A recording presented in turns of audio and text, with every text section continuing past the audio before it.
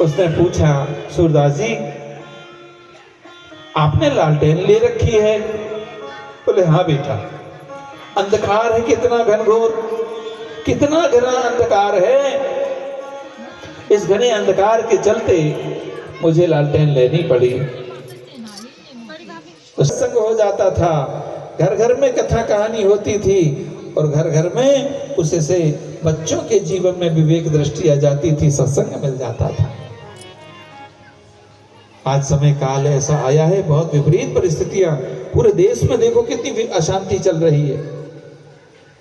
हम सनातन धर्मी ही एक ऐसे हैं जो मात्र कह सकते हैं, क्या कहते हैं, विश्व का कल्याण हो, धर्म की जय हो कहने वाला कोई धर्म है तो वो सनातन धर्म है।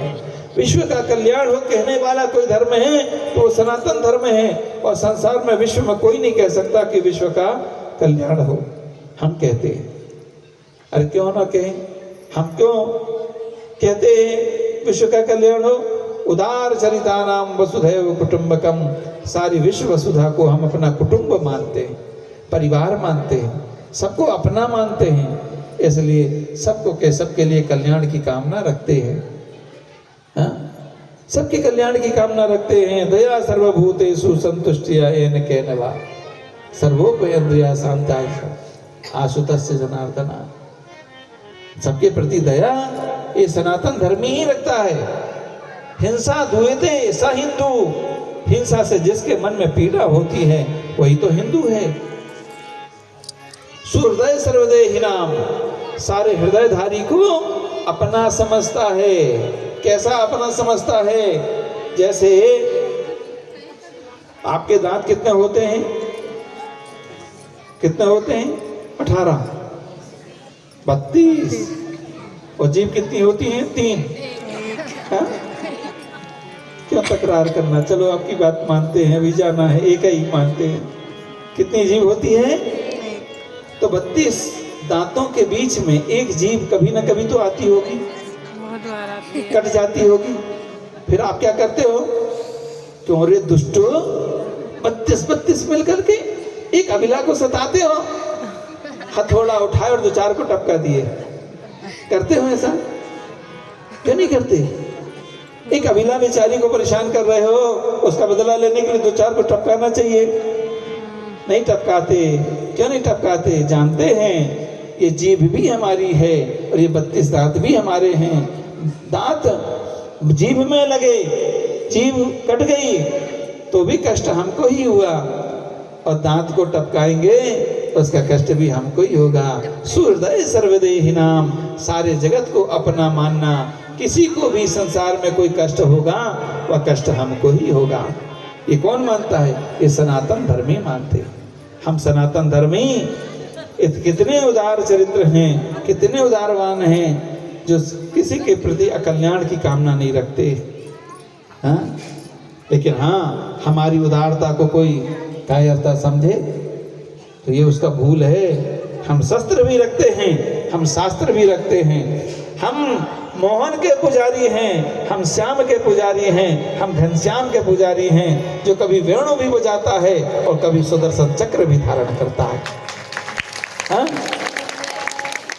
हम उस मोहन के पुजारी हैं, हम उस घनश्याम के पुजारी हैं जो 16,108 ब्रजवनिताओं के मध्य में रह करके भी निष्काम रहता है, कामजयी रहता है, निष्काम से परिपूर्ण रहता है, सारी कामनाओं को अपने वश में करके रखता है, काल के ऊपर नृत्य का नर्तन करता है।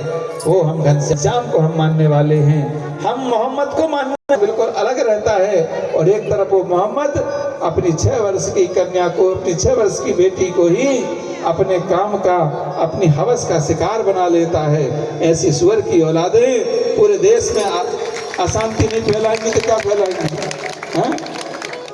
हम तो एक बात कहते हैं, बड़ा सबसे बड़ी भूल यदि देश के अंदर में हुई है तो देश का विभाजन, और उससे भी बड़ी भूल हुई है कि देश का विभाजन होने के बाद में हमने सूअरों को तो हमने पाकिस्तान में भेज दिया, लेकिन कुछ सूअर की औलादों को हमने हिंदुस्तान में रख लिया।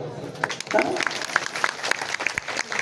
तो यहाँ पर एक बात हमें समझनी होगी, जो हो रहा है वो सबकी नजरों के सामने है।